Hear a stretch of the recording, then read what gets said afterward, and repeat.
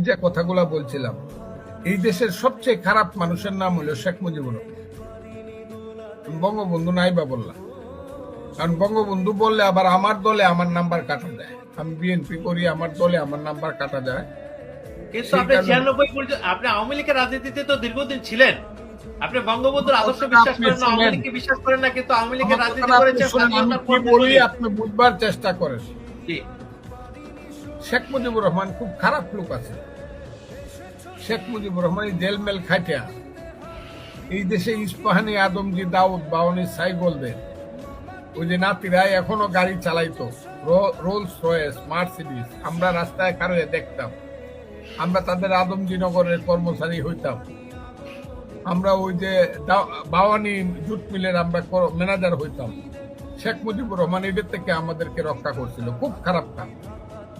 আর যে পাকিস্তানি সুন্দর সুন্দর ছেলেরা এসে আমাদের সুন্দরী মেয়েরা বিয়া করিয়া করাচি পিন্ডিতে নিয়ে যাইতো, আর আমরা মনে করতাম আমাদের বাগনা বাগনি গুলা খুব সুন্দর হয়েছে। এটা থেকে শেখ মুজিবুর রহমান আমাদেরকে বঞ্চিত করছে। খুব খারাপ মানুষ শেখ মুজিবুর রহমান। শেখ মুজিবুর রহমান খুব খারাপ মানুষ। সেই শেখ মুজিবুর রহমান এই কথাগুলো বললেন নাকি? খুব খারাপ মানুষ। ফাঁসির মঞ্চে গিয়েও বলছে 1969 সালে আগরতলা ষড়যন্ত্র মামলায় ফাঁসির মঞ্চে গিয়েও বলছে।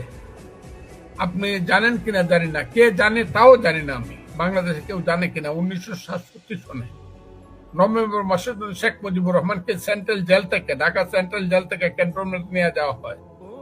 তখন তিনি পুলিশকে বলছিলেন, ভাই তোমরা দাঁড়াও, আমি আমার মাটিতে বাংলার মাটির ছুঁয়ে বলল শেখ মুজিবুর রহমান, এই বাংলায় আমার জন্ম, এই মাটিতেই যেন আমার মৃত্যু হয়। সেই শেখ মুজিবুর রহমান খুব খারাপ মানুষ। আগরতলা ষড়যন্ত্র মামলায় পড়েও আইয়ুব খানের সঙ্গে আপোষ করেন নাই, মুনায়েম খানদের সঙ্গে আপোষ করেন নাই। খুব খারাপ মানুষ শেখ মুজিবুর রহমান। শেখ মুজিবুর রহমান 1969 সনের 22 ফেব্রুয়ারি আন্দোলনের মাধ্যমে 11 দফা আন্দোলনের মধ্যে জেল থেকে বেরিয়ে এসে রেসকোর্স ময়দানে 23 ফেব্রুয়ারি মিটিং করল এবং ওখানে বঙ্গবন্ধু উপাধি পাইল। বঙ্গবন্ধু উপাধি পাওয়ার পরে একদিনের জন্য আপোষ করেন নাই। 70 সনের নির্বাচনে সারা বাংলাদেশ না সারা পাকিস্তানে মেজরিটি হলো। আমার মন্টু ভাই সাক্ষী, উনি আমার নেতা। উনি 3রা জানুয়ারি বঙ্গবন্ধু শেখ মুজিবুর রহমান 71 সনে রেসকোর্স ময়দানে মিটিং করে বলল 6 দফার দাড়ি ক্ষমা সেমিকোলন বাদ দিয়ে যদি আমরা কেউ আপোষ করি আপনারা আমাদেরকে জ্যান্ত কবর দিবেন। সে আপোষ না করে শেখ মুজিবুর রহমান খুব খারাপ কাম করছে। এই খারাপ কাজ করার কারণেই দেশটা মুক্তিযুদ্ধ পর্যন্ত পড়ছে। আজকে 7ই মার্চের সেই ভাষণ প্রত্যেক ঘরে ঘরে দুর্গ গড়ে তুলো। আমি যদি হুকুম দেবার নাও পারি, কথাটা খুব বুঝার চেষ্টা করবেন। মুস্তাফিজ ভাই কথাটা খুব বুঝার চেষ্টা করবেন। আমি যদি হুকুম দেবার নাও পারি, তোমরা সব বন্ধ করে দেবে। আমরা ভাতে মারবো, আমরা পানিতে মারবো। মুক্তিযুদ্ধের গেরিলা যুদ্ধের কথা এর চেয়ে বড় কথা কি হইতে পারে? প্রত্যেক ঘরে ঘরে দুর্গ গড়ে তুলো। তোমাদের যা কিছু আছে তাই নিয়ে শত্রু মোকাবেলা করতে হবে। মনে রাখবা, রক্ত যখন দিয়েছি রক্ত আরো দেবো। আমি কথাগুলো যদি ভুল বলি আপনি ক্যাসেটটা বাজায় দেখবেন। এই ক্যাসেটটা এখন নিষিদ্ধ ক্যাসেট। শেখ মুজিবুর রহমান খুব খারাপ মানুষ বলে আমি যদি হুকুম দেবার নাও পারি তোমরা সব বন্ধ করে দেবে। এবারের সংগ্রাম আমাদের মুক্তির সংগ্রাম, এবারের সংগ্রাম স্বাধীনতার সংগ্রাম। 7ই মার্চ এখন বলে এটা কোনো কথা না, উনি তো পরে আলাপ করছে। হ্যাঁ, 14ই মার্চে ইহিয়া খান আসছে, উনি তো পরে আপোষ আলোচনা করছে। আরে বেটা, আপোষ আলোচনা পৃথিবীতে ভিয়েতনামের যুদ্ধ হয়েছে, আমেরিকার সঙ্গে ভিয়েতনামের নেতাদের সর্বক্ষণ আলাপ আলোচনা হয়েছে। ইরানের সঙ্গে যুদ্ধ হয়েছে শাহানশাহর সঙ্গে। ইরানের নেতারা প্যারিসে বসে আয়াতুল্লাহ খুমেনির সাথে সারাক্ষণ আলাপ করছে। এর জন্য কি বলা যাবে যে আলাপ করছে বলে স্বাধীনতা চায় নাই, মুক্তি চায় নাই? আলাপ তো হবেই। আলাপ এই যে এখন যে গাজা উপত্যকায় যুদ্ধ হইতেছে, ইসরায়েল ভার্সেস গাজা উপত্যকা এবং লেবানন, এখানে আলাপ আলোচনা সারা পৃথিবীতে হইতেছে না। এই কারণে বলা যাবে যে গাজা উপত্যকার লোকজন তো আপোষ করতে, তারা তো আপোষ করতে চায়। নো, এইসব শেখ মুজিবুর রহমানের মতো খারাপ লোকরা আরো খারাপ করতে চায়।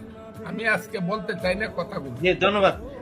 আমার এখানে প্রশ্ন, এটা আপনি কালকে টেলিভিশনে দিবেন না আমি জানি। আমি না না, এটা প্রচার হবে, এটা প্রচার হবে, এটা এটা এটা একেবারে ডিলেট হবে না, এটা এই লাইভ ডিলেট হবে না, এই লাইভ কথাগুলো বলি। হ্যাঁ, বঙ্গবন্ধু শেখ মুজিবুর রহমান 25শে মার্চ পর্যন্ত ইতিহাসের ক্যাপ্টেন সে। 1966 সন থেকে 1971 সন পর্যন্ত ইতিহাসের মুক্তিযুদ্ধের ক্যাপ্টেনের নাম হলো শেখ মুজিবুর রহমান। তাজউদ্দিন, মনসুর আলী, কামরুজ্জামান, সৈয়দ নজরুল কেউ ছোট করতে চায় না। আমি খালেদ মুশাররফ, শফিউল্লাহ, যারা 11টা চ্যাপ্টার কাউকে ছোট করতে চায় না।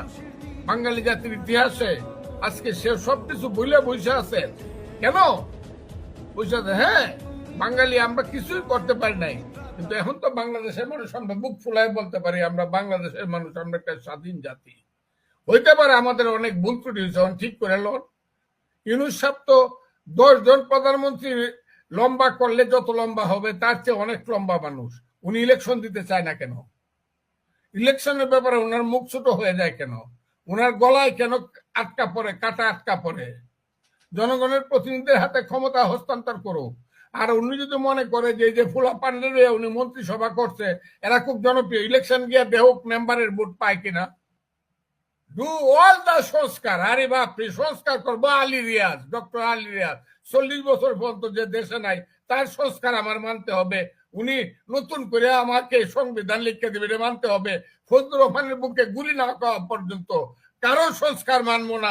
সংস্কার করবে এই দেশের জনগণের প্রতিনিধিরা। একটা লোক আছে, তার পিএ না পিএস বলে, পিআরও বলে, সে বড় বড় কথা নাকি শফিক আলম। আরে চাকরের আবার কথা কি? চাকর চুপ করে থাকবো? যদি রাজনীতি করতে চান তাহলে চাকর আইসা চাকরিটা বাদ দিয়ে আইসা পলিটিক্স করেন।